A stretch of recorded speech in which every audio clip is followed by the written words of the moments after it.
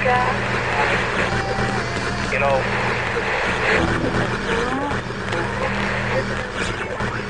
There are other survivors.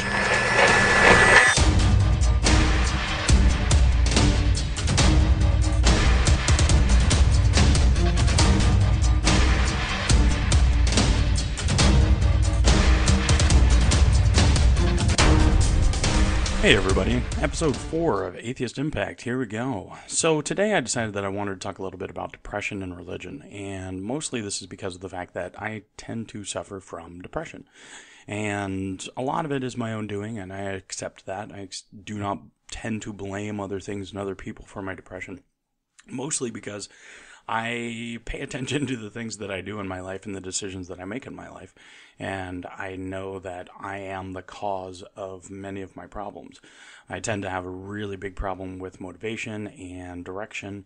And I just don't really... I don't kick myself in the ass and go out and do things the way that I probably should. And one of the big things that changed when it came to becoming an atheist from the fundamentalist Christian that I was, which I will clarify, I was not. When I finally actually made the deconversion, went through the deconversion process to atheism, back to atheism, however you want to look at that, I didn't come from crazy on fire fundamentalist Christian to atheist. It was more along the lines of I had been fundamentalist on fire, for lack of better words, Christian when I was in high school. And shortly after high school, I actually, here, I'll give you the quick rundown for those of you that don't know. I went to Christian, I was homeschooled for half of all of fifth grade, went to a Christian school for third grade, fourth grade, and then fifth grade, I think it was, I went to, I don't even remember now, it's so confused in my head, but fifth or sixth grade, I went to half of that school in military school because we were stationed overseas. My dad was Air Force. And then half of sixth grade and all of seventh grade, I was homeschooled by my mom with my two older sisters. And then we moved back to Ohio. And from eighth grade through graduation from high school, I went to a private Christian school. And I would say that generally speaking, they were of the Baptist leaning and all of that God's will kind of stuff, which I have talked about before.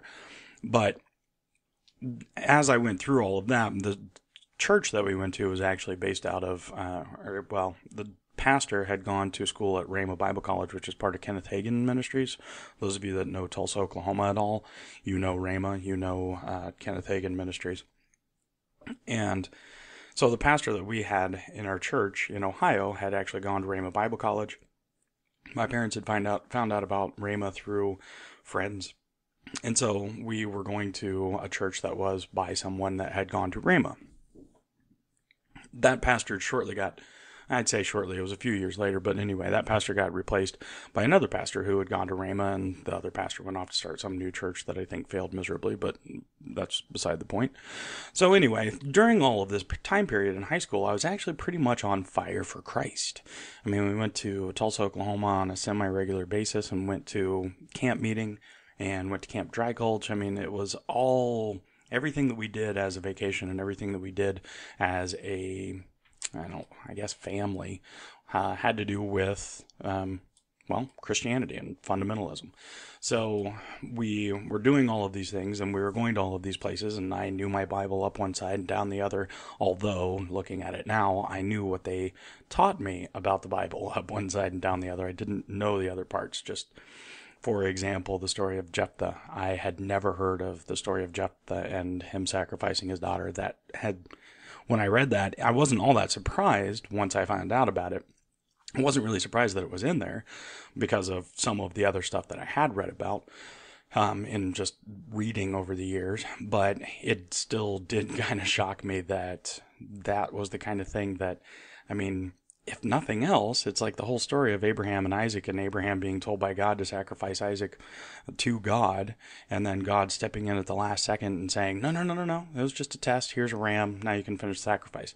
Now, first of all, if I was Isaac, I would probably run away. I would probably have absolutely nothing to do with my dad, because my dad was crazy, hearing voices, took me up into a mountain, and tried to kill me until God or some other hallucination pointed out the fact that there was a sheep over there. So in a real world, I would hope that, and I guess that kind of says something about the intelligence level of the purveyors and the people at the beginning of the religion. If Isaac wasn't smart enough to run away and he continued on with his dad's bullshit, should we really be following any of this? No. Nonetheless, the story of Abraham and Isaac is the story that everyone tells, and they all tell it, and they say, "Look at how great Abraham was. Abraham was a child of God, and he listened to God, and he had God's ear, and everything was great and wonderful." But the true test, the true example that they should actually be holding up if they want to actually talk about the awesomeness of a follower of God would be Jephthah, because Abraham was going to do it, but didn't have to do it because God stepped in at the last second. Jephthah, on the other hand, actually fucking went through it. I mean, he went through with it. I mean, he killed his daughter. What more could Christians want than an example of someone who actually went through with it? So, anyway, finding out all of this other stuff as time went by and later on in my life and through the process, my deconversion from on fire to atheism. During that time period, after I left high school, I went to college at Oral Roberts University. I went to college at Oral Roberts University for 1 semester. That was all the longer that I could actually stand, not the college, but that's kind of all the longer I could stand college. Oral Roberts wasn't really all that bad. I actually really enjoyed it. I had a good time for the first couple of months. I then let what would become a very bad habit over the course of the next 17 years or so. I let depression get a hold of me. I didn't like where I was in my life, and I didn't take the steps that were necessary in order to fix that. And so instead of fixing the problems that I had in my life, I decided instead to wallow in the problems that I had with my life. So at the time, I was 18 years old. When you're 18 years old and you've been a sheltered Christian boy all your life, then you generally tend to do things a little bit strange. You tend to react strangely to strange situations. You tend to react strangely to not so strange situations. Being at college away from my parents, it wasn't the first time that I had no rules because I had actually moved out of my parents' house at the beginning of the summer. They were prepping to move off to Dad's next assignment, and I didn't really want to live with them anymore, to be honest, and so I moved in with my grandparents over the summer, and they had 3 rules for me, and those rules were no drugs, no drinking, and no overnight women. That was exactly how it was said to me. So I think that over the course of that first, maybe the first month and a half that I lived with them over the 3 months of summer that year, I think I broke all of those rules, and just because that was me. But one of the things that I had left behind in Ohio when I moved off to Oklahoma was a girlfriend. And those of you that remember being 18 and having a long distance relationship and racking up those the bills for the long distance phone calls, and then realizing I don't have any money to pay for these bills, and so then you do stupid things like get credit cards so that you can pay your school phone bill with a credit card, and you don't tell anybody else about the problems that you're having. You start doing things that would be questionable morally. There was another girl that I had met while I was there, and she and I really hit it off really well. I mean, it made me depressed because she and I were so perfect for each other, and so, for lack of better terms, we were so made for each other. I mean, it was such complete and total love at first sight, and the only reason that I was still with my girlfriend was because she was the one that I had lost my virginity to, and so I felt like I needed to stay with her. I felt like I have to stay with her even though I'm off here at college. I mean, that was a big conversation that she and I had, and it was, look, I need to go to this college. I feel like God's calling me to this college, and I was trying to get my life back on track. I was trying to correct my steps, and some of those steps were bad steps. I had, gone to the coffee shop and I had smoked cigarettes, and it was a bad thing, and I ended up having sex with my girlfriend, and that was a bad thing, and the guilt and the inability to talk to anybody about any of this really drove me to like I said, make a bunch of bad decisions. And so instead of breaking things off with the girl that I knew, or the girl I was going out with, I just continued forward, and said, hey, I'll call you and we'll keep this alive somehow. And then maybe eventually you can, I'm going to be down here for 4 years, so maybe you can move down here. And she was like, well, I've got this job here. And I'm like, yeah, but I've got 4 years of college down here. And so, we had a couple of conversations, and eventually I think she actually even agreed that maybe she would move down there because she couldn't stand being away from me. And because I was there, and because she knew that I felt like I was there because God called me there. And so, anyway, so the girlfriend in Ohio and I were having, I won't even say we were having problems, because we weren't talking all that much other than, oh, I miss you too. Hey, when are you going to come down here? Are you going to come and visit? No. When are you going to come back? Well, I've got fall break up in a month and then I'll be back, et cetera, et cetera. But in the meantime, I had that world. I had the world of back in Ohio. I had my friends back in Ohio. I had my girlfriend back in Ohio. But also at the same time, I had my college life, and my college life was actually really, really awesome. Ignoring the classes side of things, because, are the classes really, really fun? And most of the time for an 18-year-old kid, no. So the social aspect of everything, I was living in the dorms, and it was one of the it was my wing of dorms had what they called, Christian college. So you've got guy dorms and girl dorms, no co-ed stuff. So in order to keep everyone from feeling so completely and totally dorky, nerdy, and cut off from the real world, each one of the wings of the girls had a brother wing, and the brother wing had a sister wing. So you had these groups that would come together, and so everybody that lived in this hallway would be matched up with everybody that lived in this hallway. And so it was one guy and one girl. Well, I actually happened to live in one of the wings that had two girl wings, so two sister wings, because the proportion of females to males at my college was not 2-to-1, but it was pretty close.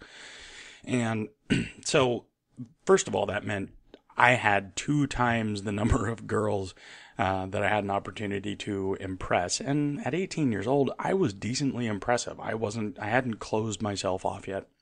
I had just come out of my shell the year prior in my senior year. And so I was pretty outgoing. I was decently cute. I was finally done with the glasses and the braces, and I had moved to contacts, and my teeth were straight, and I was decently fit. And, it's like I'm a strapping young man. And like I said, I met this one girl, and she and I just completely and totally hit it off. And we started spending time outside of, off campus, and we would meet up all the time, and we went on a couple of dates. And the first time we went out, it was me, her, my roommate, and her friend. And we didn't really go out so much as it was like, hey, let's go get coffee. Okay, let's go get coffee. Yes, I know go get coffee is a horrible thing around here, so forgive me, those of you that caught that reference. But we went and got coffee. And I hadn't told this girl that I had a girlfriend. And it was in the course of that conversation that evening that she did find out that I had a girlfriend, because I didn't lie about it. I just finally brought it up, and she was like, oh, really? Okay. And we talked more about it later. And again, morally speaking, we made some bad decisions. I decided that even though I never actually had I did have physical. I didn't have sexual intercourse with this girl. We didn't actually boink, but we messed around a lot. Lots of hands over top of clothes and rolling around in the car and that kind of stuff. But, for all intents and purposes, I cheated on my girlfriend when I was 18 years old. The girlfriend back in Ohio. And the guilt from that was actually starting to kill me, because as time went by, I finally realized, you know what, my girlfriend in Ohio deserves better, and I should either come clean to her or I should stop doing what I'm doing here in college. So I decided to, all right, I decided to continue lying to the girl in Ohio, and the girl at college, she understood that there were going to be times that I was just unavailable, because basically I don't know how to explain it. She allowed me to have my lie with this other girl. And during that time, I mean, I had the conflicting feelings of when I did talk to the girl in Ohio, I felt really bad about what I was doing to her, but also at the same time, I felt even worse because I wasn't being honest with her, and I was lying to her about how I felt about her, and that led to me telling her things that weren't true, telling her that I wanted to stay with her, telling her that things would be great and wonderful if she just moved down here, and I mean, essentially, I was trying to totally undermine my entire relationship with this girl that I had at college that I had met, that I really enjoyed being around, and that was beautiful, and she was talented, and she was intelligent, and the girl back in Ohio had pretty much already picked out what life she wanted, and I didn't want the life that she wanted in Ohio. And this other girl, which I know that she actually became a musical artist and lived for a while in a couple of different big cities, and I think she's out in California somewhere now, and married, and of course. But anyway, point being is that eventually my girlfriend from Ohio came and visited me in Oklahoma, and she and I spent an evening together, and I realized after having sex that that was what I wanted more than anything. And so I decided when I left the hotel room, because I had to make curfew, the joys of Christian colleges, guys have curfew first semester. Girls have curfew all the time to keep, because if the girls aren't allowed to stay out, then chances are the guys aren't going to stay out. So anyway, so I had to make curfew. I made it back to my room. Still wasn't talking to anybody. I wasn't talking to anyone. I was trying to solve all of these problems on my own. This is something that I have done my entire life, and it drives me nuts that I do it. But when I was 18, I decided that I was going to solve it all on my own. And the solution that I came up with was I need to stop everything that I'm doing with this girl in college, and not come clean with the girl from Ohio, and not be honest to myself and honest to her, and not even really be honest to the girl in college, but to just say, okay, here's what I'm going to do. And so I had a talk with the girl that I had a thing with in college, and I told her, I was like, look, you and I can't be together. I was like, I've got this girlfriend, and when she came down here, I really felt a connection, and I wanted to be with her, and I can't be with you anymore. And, this girl, she was like, okay, I understand that. It was kind of a strange situation in the first place. It's not a big deal if you want to talk about it, or if you want to talk about anything. I really still want to be friends. I want to maintain it because I've grown so close to you, and I want to be there for you as a friend because I know this is hard. And of course, being stupid and young and 18 years old, thinking I had it all figured the fuck out, I told her that no, we couldn't even be friends. I said, I'm sorry, I can't even be friends with you because if I'm around you, then it appears as though it's inappropriate. And you and I hanging out and doing the things that we've been doing over the course of the past couple of months, which was, going to the music area and sitting in one of the soundproof rooms and actually doing like music stuff and piano. And I didn't play piano, she played piano, but doing all of those things with her, I told her, I said, I'm sorry, I just can't do any of that. And so instead of doing any of that, I stopped doing anything with anyone, because I had pretty much stopped doing anything with my roommate because he had found a girl that he really liked, and so he was constantly pursuing her, and so I kind of did nothing, and so I started sitting around in my room.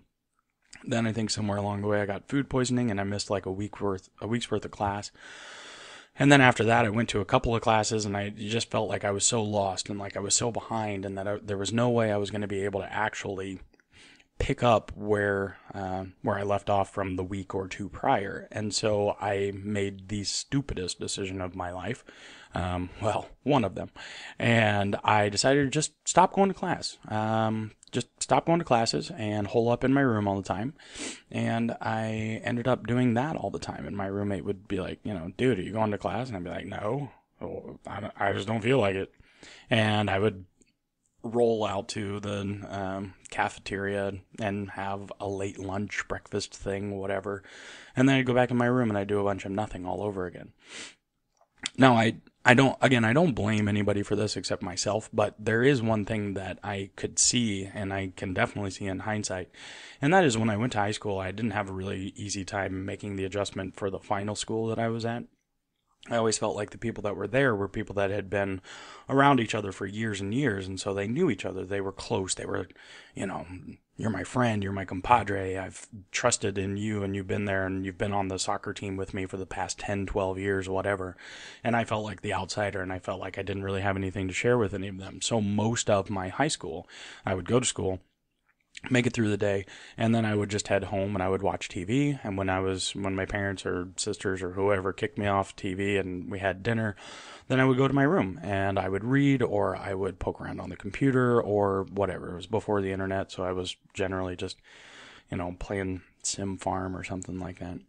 And so I see that what I did when I went to college is no different than anything that I did when I was in high school. I didn't feel like I was a part of something, although the difference with me in college and what was going on with me in high school was the fact that in college I was the one that chose to remove myself from everybody. High school, I half chose, but I also didn't. I mean, I tried out for sports. I did all kinds of things in an attempt to get into the people, into the lives of the people that I went to school with. And it really wasn't until, like I said, it wasn't until my senior year that I finally came out of my shell. And most of that had to do with the fact that I had tried out for and landed the lead, amazingly enough, in the musical, the spring musical. So as practice started to go, all of the, popular hot chicks were in the musical, and suddenly all of the popular sports jocks and all the popular guys were having to accept the fact that the uncool Spencer dude that showed up in 8th grade suddenly was hanging out with their girlfriends all the time, and that the girlfriends were actually being entertained by the not quite so shy anymore Spencer.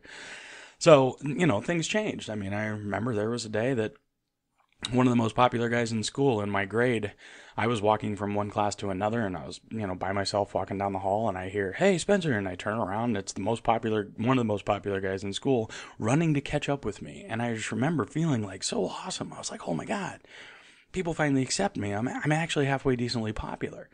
And I think that's one of those things that so many of us want, and I think so many of us just don't. I don't know. I mean, if you can figure out how to do it sooner than your senior year, please do so. And if those of you that are old enough that have kids that age in high school or younger or whatever, please do your best to actually try and instill some sort of confidence in them. Help them find the things that they're really good at and the things that they enjoy. I was not any good at sports. I was never a very athletic kid. I rode my bike all the time, and I played a lot of when we were overseas, I played a lot of youth center stuff, which was basically it was base run, and it was all volunteer, and it was all co-ed. So pretty much if you try out, you get a position on, you get to play. Basically, everybody that tries out gets to play. We'll just make the number of teams based on the number of people that show up and want to play. So I played soccer and basketball and softball and the flag football maybe, but those were never really anything. They were never big. I mean, I was a healthy kid, but I was not by any means sport-centric. So anyway, like I said, help your kids and if you're of that age, definitely find the things that make you confident. Find the things that you can do that make you feel good about yourself, and pursue those things. Because if you don't, then you run the risk of sitting around on your ass all the way through high school or all the way through half of your life waiting for something to happen. I got lucky. When I tried out for the musical, and I used to be able to sing really, really well, and that was something that I've always been able to do. And so when I sang, and I can also act really well, and so I was able to do both of those things, and I finally got the chance and finally got the prodding from my parents, "Hey, we'd really like you to try out." And I said, "Okay, I'll try out, whatever. I don't really care what happens, but I'll do my best nonetheless." And then, like I said, I end up with the lead. I mean, that's kind of a big deal. And that was the kick in the ass that I really needed, that said, you're an okay person, and people actually like you, and you have talents, and you have things that actually make you happy. So anyway, the point of all of that was to say that I saw what I was going to do when the depression kicked in, and it was exactly what I did do. I closed off, I sat around, I did a bunch of nothing, and Eventually, I realized that the not going to class was going to hurt me or it was going to be detrimental to my grades, and that was going to hurt me a lot. And so I needed to make my decision. And so one day I made the decision that I was not going to care, and that I was going to remove myself from classes for the second semester, and I was going to pack up my crap, and I was going to head back to Ohio to be with my girlfriend and to not go to college. And I didn't talk to anybody about any of this. Again, I didn't feel like I had the support structure. I didn't have the friends. I did have some friends. I did gain some really good friends around that time, and I sort of told them what I was probably going to do, and they tried to talk me out of it a little bit, but not a whole lot. And because they didn't try a whole lot, and I didn't have anyone else really, I didn't have a go-to person to talk to. And because I didn't have a go-to person, I didn't really try and find a go-to person to talk to. And so when the time came, I told my sisters that I was heading back to Ohio. Both my sisters were in the same college. I told them I was leaving. My roommate found out, obviously, because I was, moving all of my stuff out of my room. And a couple of other people found out just like the day I was leaving, but otherwise I pretty much just kind of disappeared and moved back to Ohio. And within a couple of months, I was broken up with my girlfriend, of course, and I was now stuck in the middle of nowhere, Ohio. And I used the loss of going to college and screwing all of that up, and instead of trying to turn it around and make it any kind of victory and say, yes, I made a mistake, yes, I made a poor decision, but now I'm going to make the right decisions. Instead, I looked at it and I said, look, this is all the money that I now owe because I went to college, and this was all just from one semester. And what if I just start working, and then I can pay that off, and then I can find a job, and maybe I can find a career, and then I'll go back to school. And I did actually try community college for 2 or 3 semesters, I think, and I did well, same deal. I was an intelligent person. I still consider myself an intelligent person. And it just never really went anywhere. I didn't really give it a whole lot of gumph? I don't think that's the word I was looking for. A whole lot of gumption, maybe? In the end, here we are. I'm now 35 years old, and the total amount of college that I've gone to was 1 semester back in 1996, and then 3 or 4 quarters over the course of 1997 to 1999. And that's it. That's all I did. And I eventually left Ohio in the year 2000 and moved back to Tulsa, and not to go to college just because that was a city that I knew. And through all of this, I continued to have to fight with depression. I always felt like there was something wrong. There were things that I needed to fix in my life. I never felt like I was a complete person, and I never felt like there was anybody that I could talk to. And my parents had, like I said earlier on, they had moved. They had taken another assignment, and so my parents weren't around. And really, the couple of years leading up to my graduation from high school had been our relationship falling apart, not our relationship getting any better. So I wasn't really getting any closer to my parents, but I was getting more depressed, and I was getting more agitated with the way that things were in my life, and a little bit more lost. I was losing any direction that I may have ever had. And again, I don't blame my parents, but also at the same time, their unavailability, because after they took their assignment on the East Coast, they took one more assignment overseas, and so they were gone and inaccessible completely for 2 years. They did offer me the option to go with them on the final overseas assignment, and there's another one of those big decisions that I made that I look back and go, damn it, that was a really stupid decision. Why didn't you go? And of course, the reason that I didn't go was because I had the girlfriend. When my parents asked me, and I was like, no, I got the girlfriend. Yeah, there's stuff going on here. Even though the reality of it was, there's nothing going on in the middle of nowhere, Ohio. There's never anything going on in the middle of nowhere, Ohio. Those of you, if there are any of you in the middle of Ohio, for God's sakes, and I'm using that word very, very flippantly, get out. Just run. Get in your car, drive, get out, get away.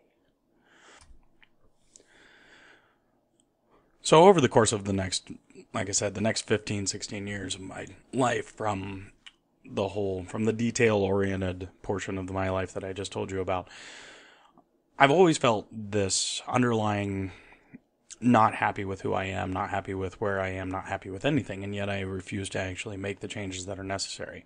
A lot of times I will hear my dad's voice in my head, and I will hear well, suck it up, deal with it, move on, and that's life, grin and bear it, etc., etc. That's always been my dad, and that's been my dad's voice in my head for pretty much my entire life. And I don't react to that voice.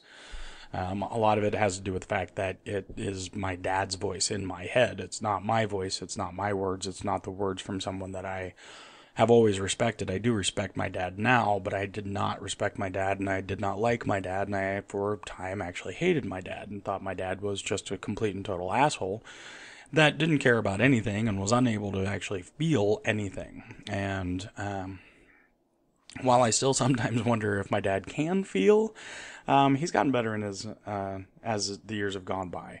It seems like he's mellowed out, and he was never abusive. He was never too terribly angry. Some of my most vivid memories from childhood are my dad yelling at me.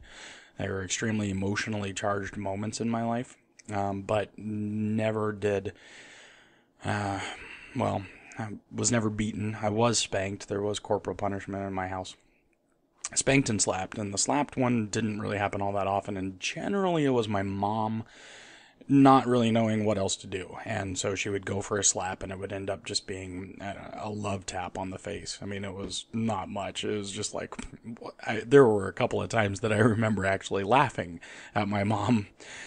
I couldn't help it. I mean, she would come in for the slap, and it would just be like, what was that? I didn't even feel anything. So, yeah, and of course my mom's was almost always because it was something that I was saying. I remember saying, "You're the one that got all pissed off." Next thing I know, my mom's trying to slap me, and it's just like, what are you doing? Don't say pissed off. I was like, well, you just said it again.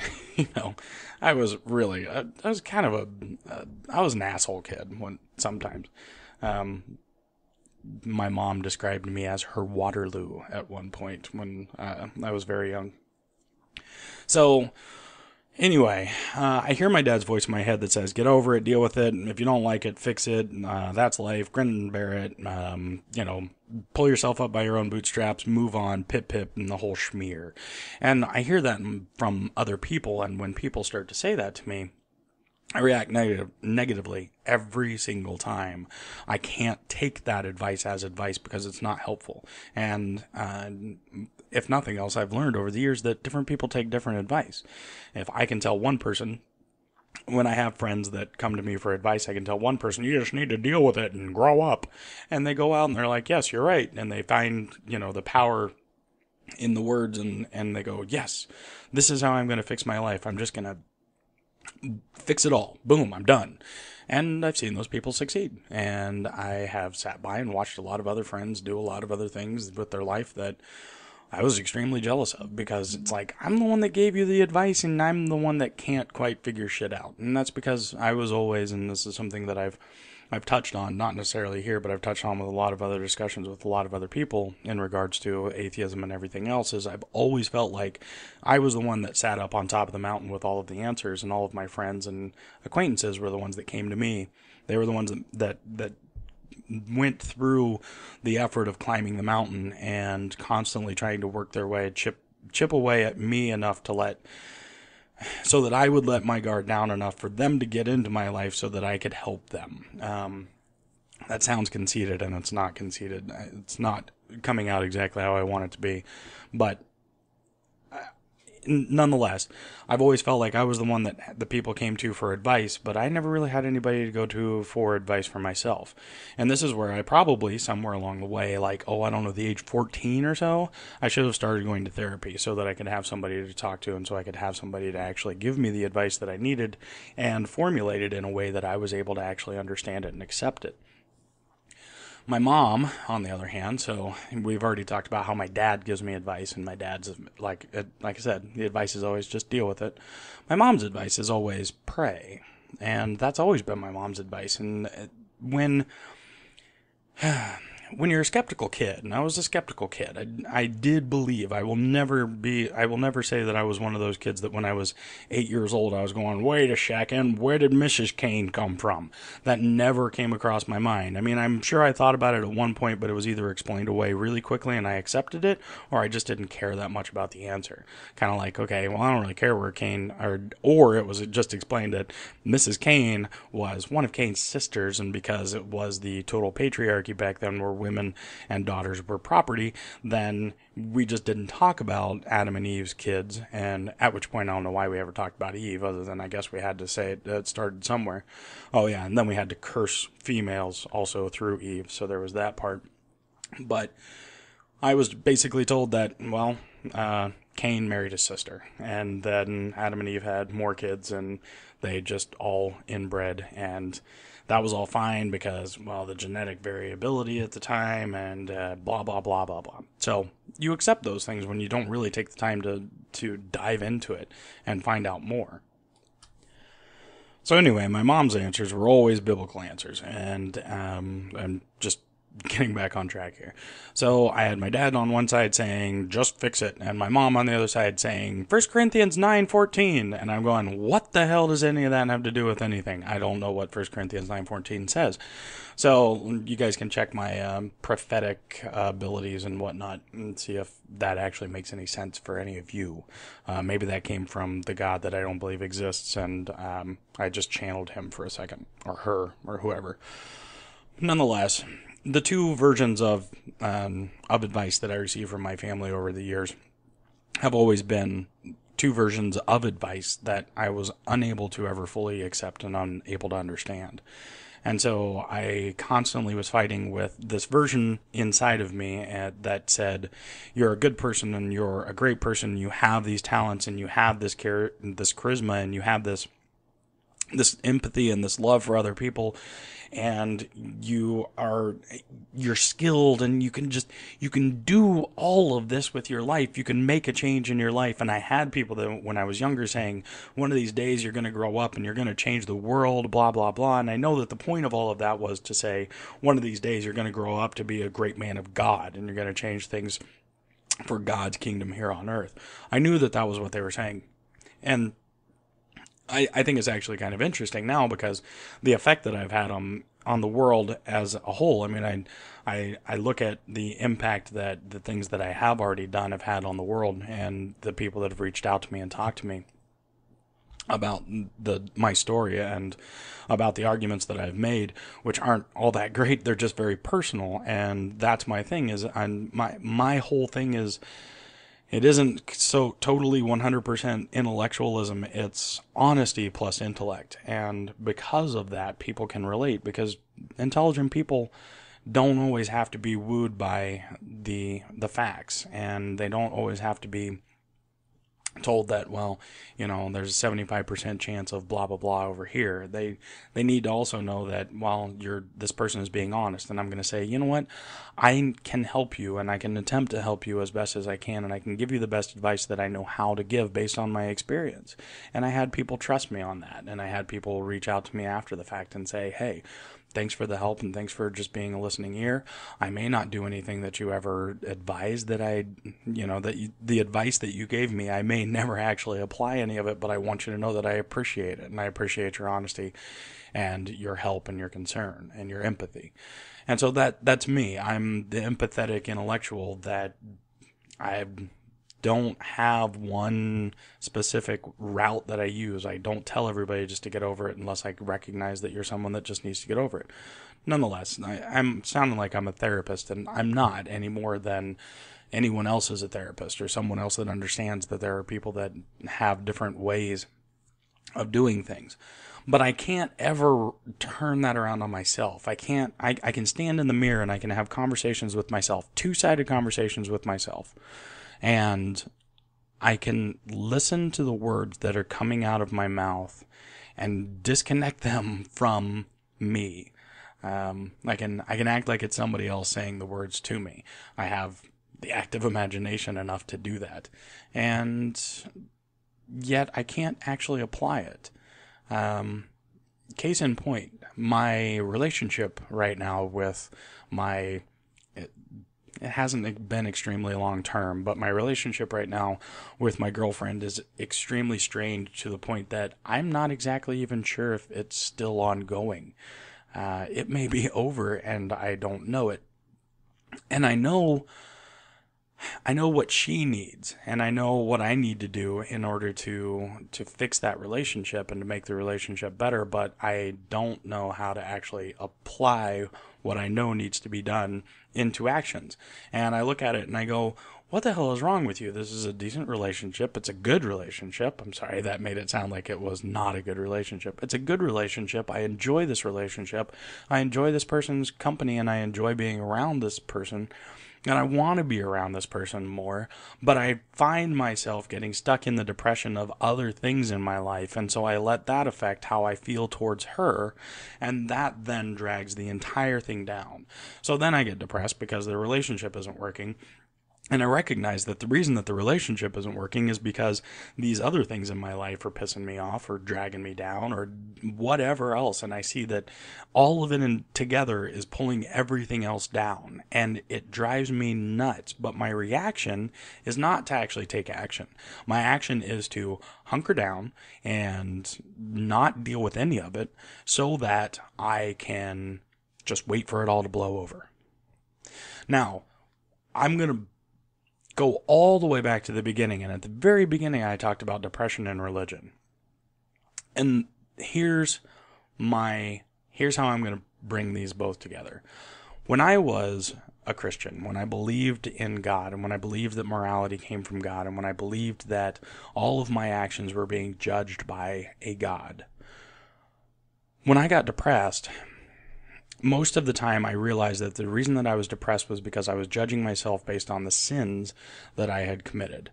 I had had sex with my girlfriend, and therefore I felt guilty. And even though I had prayed for forgiveness, I also knew that there was that desire within me to do it again. And so I continued to not feel, I didn't feel excited about the prospect of having sex with my girlfriend again.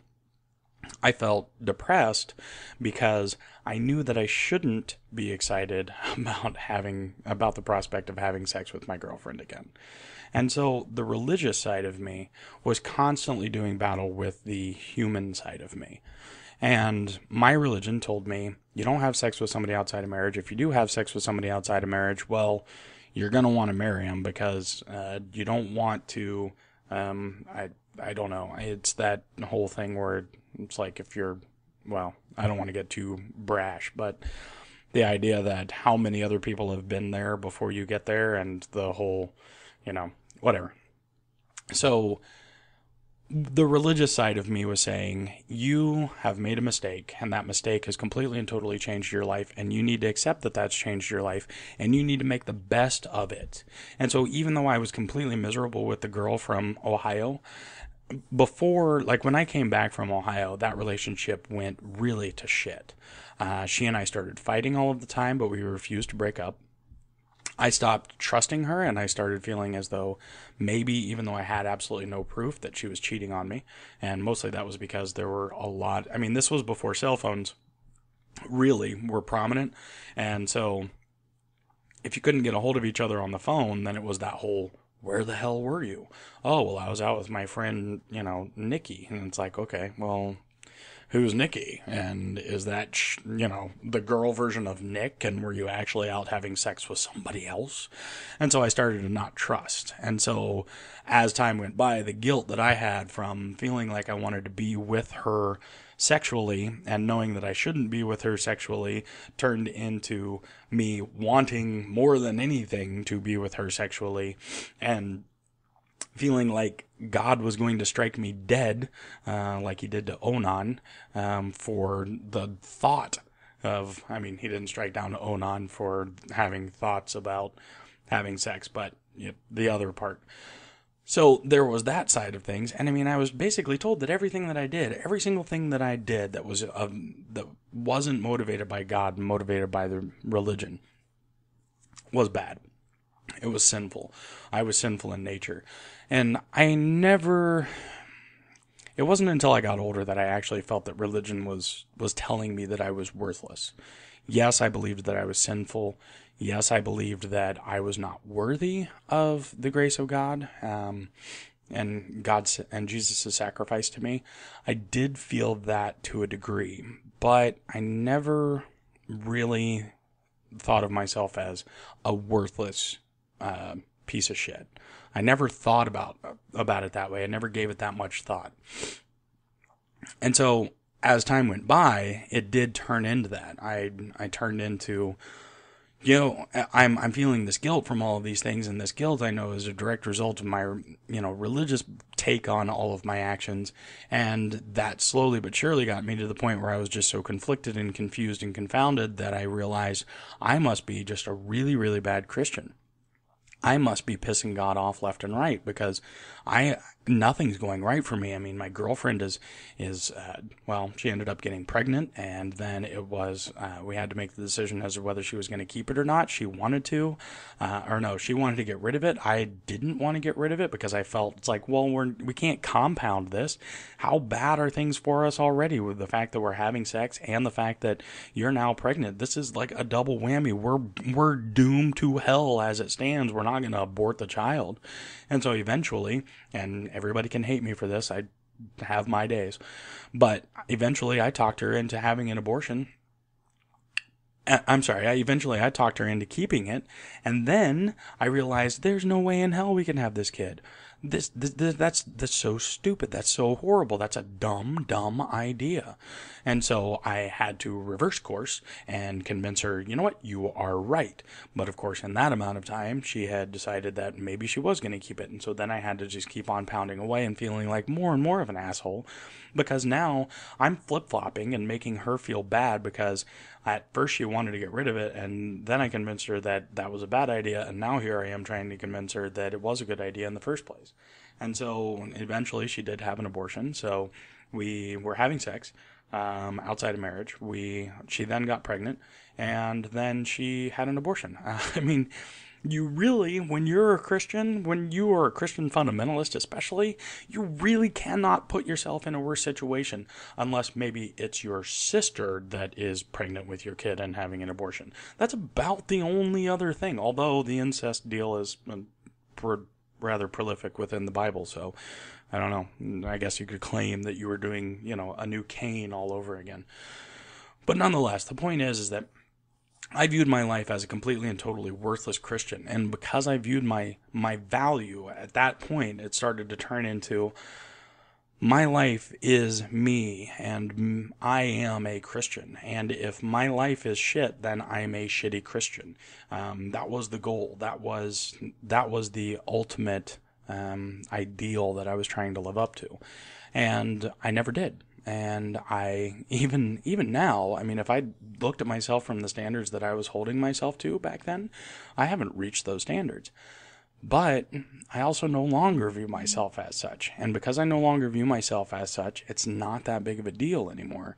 And so now I view myself better, but I still do have problems left over from the depression that came on from judging myself so much for so long by these Christian standards.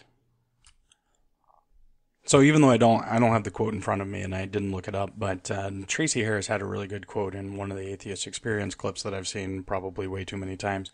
But it basically, her point is that she feels that religion is one of the mindset of being worthless and the mindset of not living up to the standards of other people and to the standards of yourself are all a direct result of the religion itself. And that she believes that maybe it's the religion that actually makes us feel worthless. And I've already kind of mentioned that. I mean, I have felt worthless mostly because of the decisions that I've made as opposed to the way that a religion tells me I should feel about myself. But that wasn't always the case. And because it wasn't always the case, then I know that I'm actually still dealing with a lot of the past judgments of my present self. And one of the things that I have told myself many times is that I really need to get into therapy.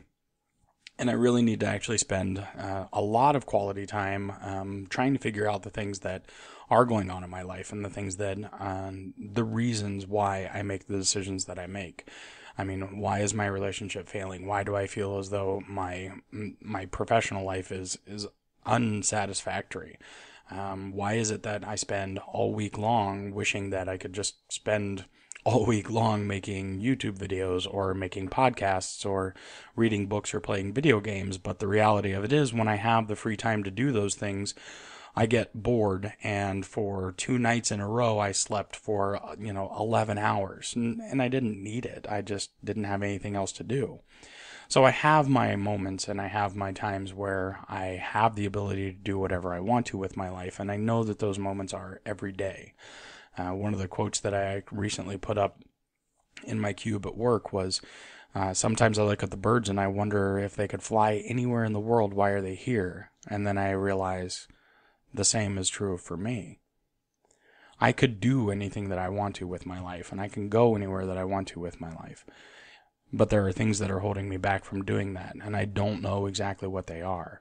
I know that a lot of it has to do with the fact that I spent years being poor and moving from place to place, because I either got evicted or had to move. I never really got evicted from any place, but had to move because broke up with a girlfriend and can't afford the place that I'm living in on my own, or fall out with a friend and he and I were sharing a place, and so okay, now I gotta go get my own place, and now I just moved to a different state, and it's happened so many times that I always felt like I needed that security, I needed the steady income and job security. And so now I look at my job security and I go, I do have a job, and I have a decent job. It doesn't pay really great, but it pays decently well, and I can get by on what it does pay.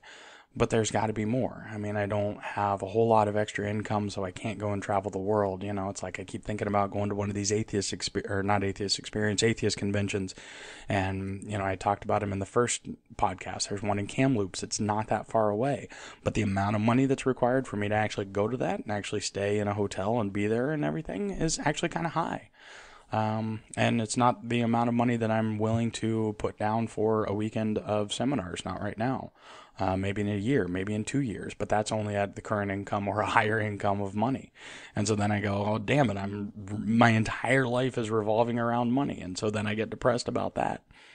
So it is what it is. It's how life rolls. And I'm still I'm still working through a lot of the downsides of religion. And those of you that know this, then I've only been out of religion for about 2 years. I've only completely and totally shed my deism, I guess you could call it. I was a theist. I considered myself a Christian until day zero or day one, whatever you want to call it, of being an atheist.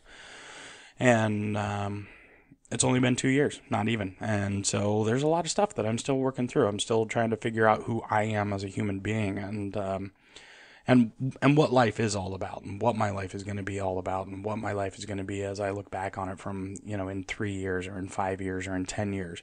And when I reach the end of my life, what am I going to look back on? Am I going to look back and I'm going to say, well, I spent all of that time trying to make more money so that I could go to more atheist conventions? Or am I going to say, man, I really wish that I had made more YouTube videos? Or am I going to say, I really wish that I would have traveled more of the world. I wish I would have seen other places. I wish I would have dumped the whole American dream and said, screw it. And, went and backpacked across Europe until I found some, nice, nifty little restaurant and washed dishes for him until I, meet some, I don't know, village girl and we get married, and then I live there forever as a, I don't know, expatriate or something like that. I don't even know if that's the right word. But nonetheless, so there's things that I'm sorting through, and I know a lot of other people are sorting through these same things, especially those of us that came from Christian backgrounds. The Recovering from Religion Project, I think it's just recoveringfromreligion.com or .org. Do a search for it. You'll be able to find it. I've actually gone through them to try and find a therapist in the area, and I have not been able to find one yet. I know that I just got an email from them recently that mentioned that they were up to 200 therapists. And the whole point of that is basically to have therapists that are there focused on helping people like me, who came from a religious background, came from a theistic background, and went atheist. And so because I'm now an atheist, they know that I know, and I recognize that there are some things that I brought along that I really need to get rid of. Basically, there's a lot of baggage, and there was a lot of damage, and so I need to try a little bit harder to work that out. So that is episode 4 of Atheist Impact. Wow, that went by a lot faster than I thought it was going to go by. And I do want to do a quick shout out and a thank you for Fredo in Dallas. Fredo in Dallas was actually so far the only person that's reached out to me specifically through the podcast and said, "Hey, I like your podcast, but what's all this YouTube shit?"